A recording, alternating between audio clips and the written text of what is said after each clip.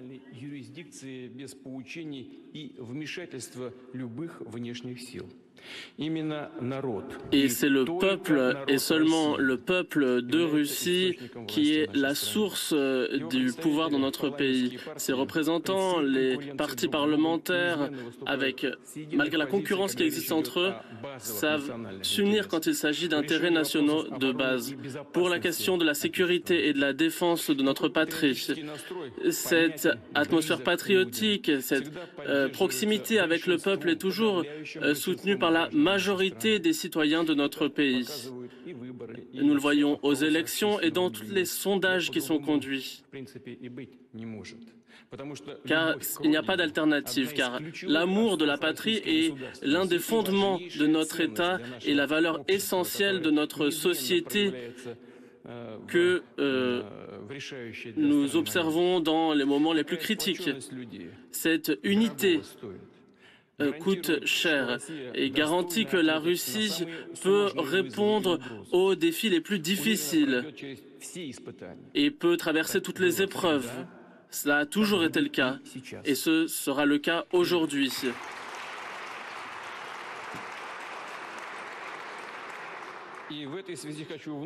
Et je rappelle que l'opération militaire spéciale depuis le 24 février sera remplie pour que nous puissions garantir la paix et la sécurité des républiques de Donetsk et de Lugansk, de la Crimée russe et de l'ensemble de notre pays.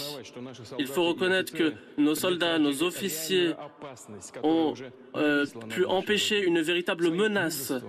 Avec leur courage, leur détermination, leur héroïsme, ils ont pu empêcher un conflit qui aurait éclaté sur notre territoire, mais selon un scénario différent. Les forces qui cherchent à nous endiguer, qui l'ont fait dans l'histoire, depuis longtemps, vous le savez. Pourquoi est-ce qu'ils font cela? Parce qu'un grand pays indépendant, ils n'en veulent pas. Et pour eux, notre existence est dangereuse. Mais c'est eux la véritable menace pour le monde. Nous nous rappelons des plans barbares des nazis vis-à-vis du peuple soviétique.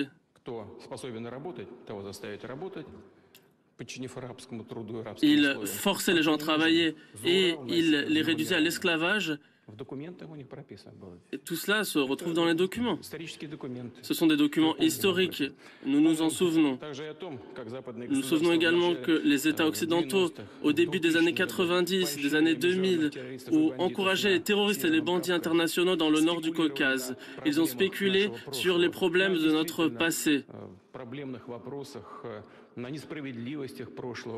sur les injustices du passé qui concernaient certains peuples du notamment. Ils ont fait cela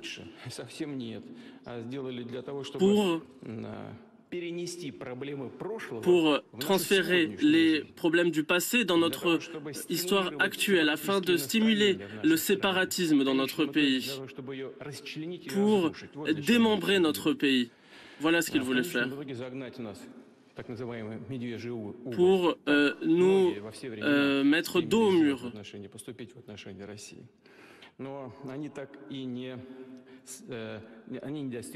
Mais ils ne sont pas arrivés à leurs objectifs. Ils ont accepté de ne pas y être parvenus. Pour cette raison, par la suite, ils ont préparé une guerre économique contre la Russie, pas après pas, en utilisant tous les prétextes possibles. Ils ont imposé de nouvelles sanctions. Et les plans d'étouffement économique aujourd'hui contre la Russie ont également échoué. Ils ont préparé de nouvelles armes géopolitiques.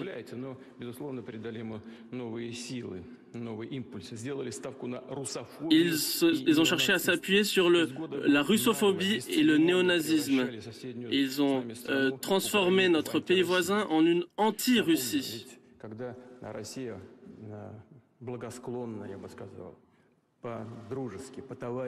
Alors que certains avaient plutôt une attitude beaucoup plus positive vis-à-vis de la Russie, qui voulaient une Ukraine indépendante.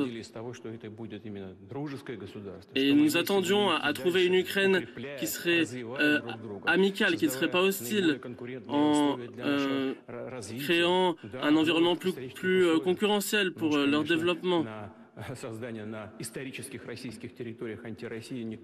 Mais personne ne s'attendait à une anti-Russie sur le territoire historique de la Russie. Et puis, par la suite, ils sont arrivés à un affrontement direct entre l'Ukraine et la Russie. Et notamment, il y avait des plans de s'en prendre à la Crimée russe qui était dans la doctrine ukrainienne. Et ont préparé le peuple ukrainien à cela. Et je pense que la majorité aujourd'hui reconnaissent cela. Et puis, il y a eu la revendication de Kiev pour l'armée nucléaire, tous les réseaux laboratoires occidentaux déployés en Ukraine. Et les livraisons d'armes en Ukraine nous montrent que ce que nous envisageons était finalement justifié. Chers collègues, nos soldats, nos officiers remplissent leurs devoirs héroïquement et tous les objectifs seront remplis. Mais ce que je souhaite remarquer maintenant, j'en ai parlé au début de cette opération militaire spéciale, si quelqu'un souhaite s'ingérer dans les événements actuels, un tiers, alors ils doivent savoir qu'ils créeront une menace géopolitique pour nous et devront savoir qu'il y aura une réponse, une frappe de réponse rapide. Nous avons pour cela tous les instruments, des instruments que personne n'a aujourd'hui. Mais nous utiliserons ces outils si c'est nécessaire. Et je souhaite que tout le monde le sache. Toutes nos décisions à ce titre ont été adoptées.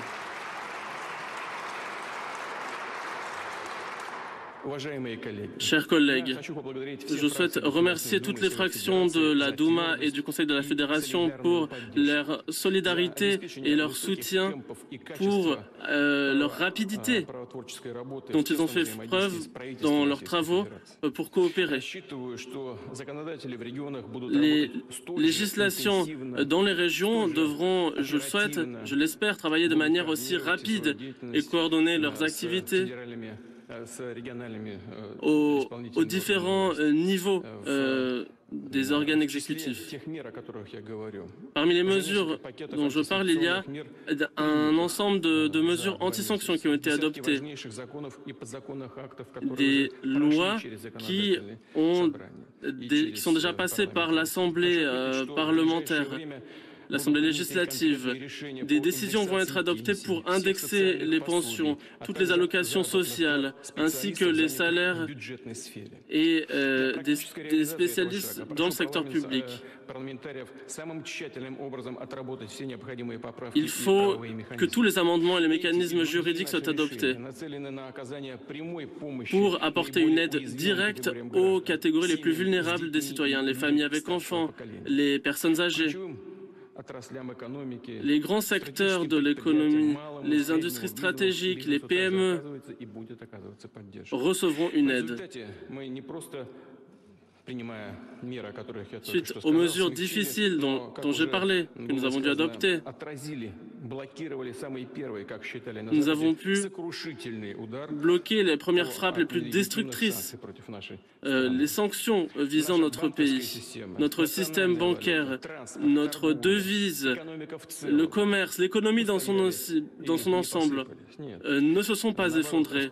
Au contraire, aujourd'hui, nous avons de bonnes ressources pour notre développement, pour lancer de nouveaux projets dans les infrastructures, l'industrie, pour utiliser tout le potentiel de toutes nos recherches. Sans aucun doute, c'est le résultat d'une réponse équilibrée de notre politique socio-économique des dernières années. La réalisation de nos projets nationaux est le résultat, chers collègues, de votre travail énergique dans des conditions extraordinaires. Et je vous demande, avec les ministères et les gouverneurs, les experts,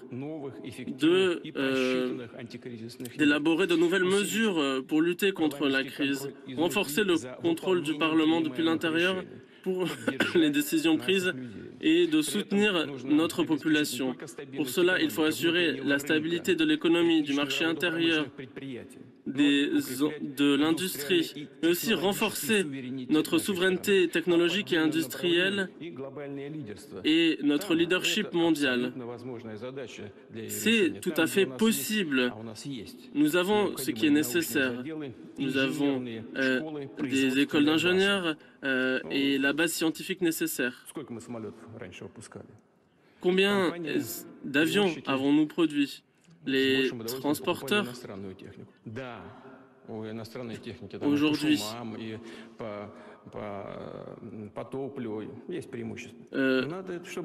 ont certains avantages. Dans tous les secteurs, on a pu résoudre les problèmes auxquels ils ont été confrontés, et sur toutes les questions des produits, où il y avait des problèmes avec les produits. Il faut par ailleurs développer le potentiel que nous avons. Et nous avons le potentiel nécessaire pour de nombreux secteurs. Et de nouvelles perspectives aujourd'hui s'offrent à nous. Nous répondons aujourd'hui aux restrictions de l'extérieur.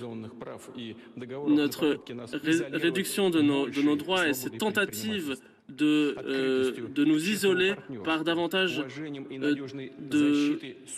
d'entrepreneuriat et de volonté de défendre nos investisseurs.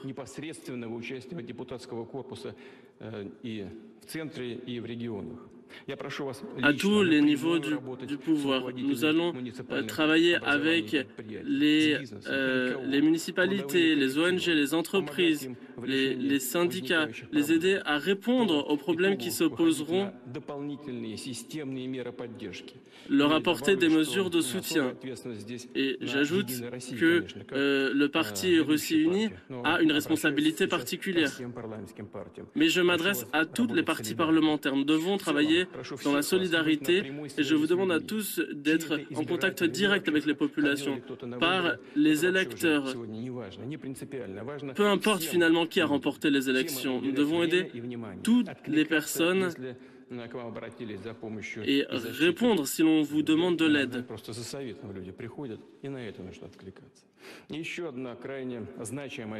Autre tâche très importante pour ceux qui travaillent dans les comités sur les affaires extérieures, je comprends qu'il a été impossible dans certaines organisations de travailler, notamment à la PCE par exemple. Ces organisations ont été créées, nous les avons rejoints au début des années 90 pour harmoniser nos relations avec l'Europe, et nous le savons très bien. Mais aujourd'hui, ces instruments ne fonctionnent plus. Ils pourront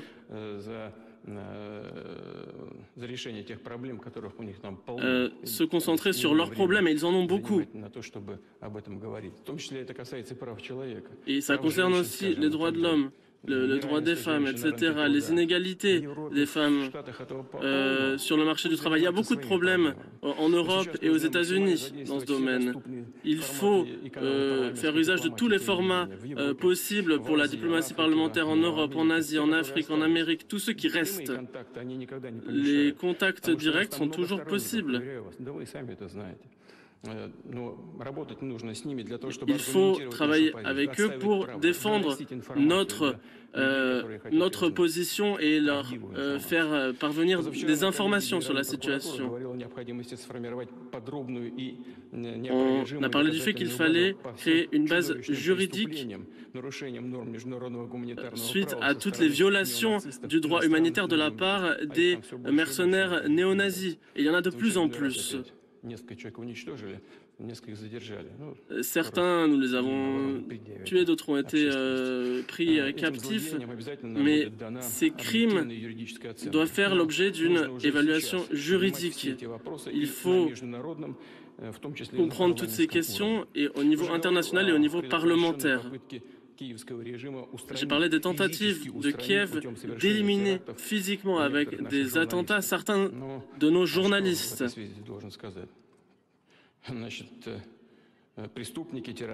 Les criminels devront faire face à la justice. Et vous savez que ces méthodes, ces meurtres en pleine rue de journalistes ont été observés en Ukraine assez fréquemment ces dernières années. Et aujourd'hui, ils ont commencé à le faire sur notre territoire. Bien sûr, nous ferons tout pour défendre ces personnes qui travaillent pour les chaînes officielles, à la télévision, à la radio, pour défendre les personnes qui travaillent sur Internet et qui défendent une position patriotique. Et c'est la majorité des journalistes. Mais il faut savoir que cette menace existe et nous ne pouvons pas protéger chaque journaliste individuellement avec le FSB ou la garde nationale. Mais nous devons faire le maximum pour assurer leur sécurité. Mais de quoi suis-je convaincu? Ces tentatives d'intimidation de ceux qui travaillent dans les médias, les journalistes russes qui défendent une position patriotique, sont condamnés à l'échec. Cela montrera encore davantage que nous avons des personnes qui n'ont pas peur et qui sont prêtes à défendre les intérêts de notre pays.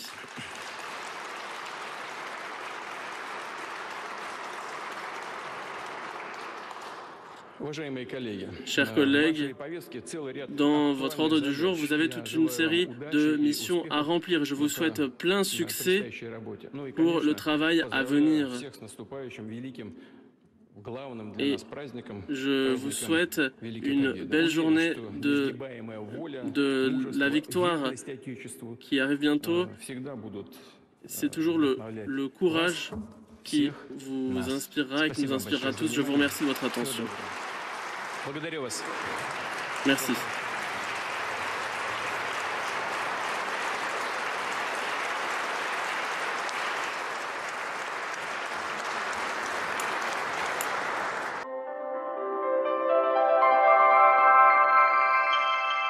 Le contexte décisif pour ça, c'était la ligne adoptée par les Américains et les alliés de l'OTAN d'élargissement sans limite, sans borne de l'OTAN, ce qui a constitué une menace. Tout cet élargissement est allé pour constituer un contre-pouvoir pour contenir la Russie.